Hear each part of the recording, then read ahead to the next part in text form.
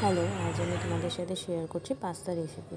তো প্রথমে পাস্তাটাকে সেদ্ধ করতে বসিয়ে দিয়েছি, তারপর আলুটাকে ছিলে নিয়ে ভালো করে কেটে নিয়েছি। তো তারপরে ডিম লাগবে, তো 3টে আমি ডিম নিয়েছি। অল্প লবণ দিয়ে ভালো করে ডিমটাকে ফেটে নেব। ভালো করে ফেটে নেওয়ার পর তারপর আমি কী নিয়েছি দেখাচ্ছি। অল্প রসুন কুচি, লঙ্কা কুচি, পেঁয়াজ কুচি আর কেটে রাখা আলু, তারপর পাস্তা। তো তারপর গরম কড়ায় তেল দিয়ে আমি ডিমটা ভেজে নেব।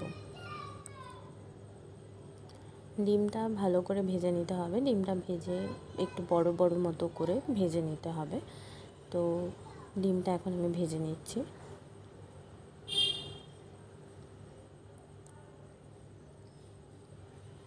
তো ডিমটা ভেজে নেওয়ার পর তারপর আমি রসুন কুচি, আদা লঙ্কা কুচি আর পেঁয়াজ দিয়ে একটু লবণ দিয়ে ভালো করে একটু 30 সেকেন্ড মতো ভেজে নেব।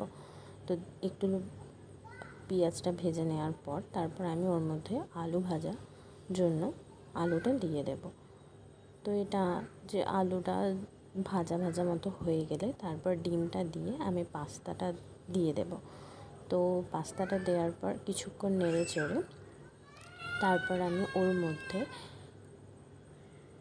চিলি ফ্লেক্স আর অরিগ্যানো দিয়ে দেব।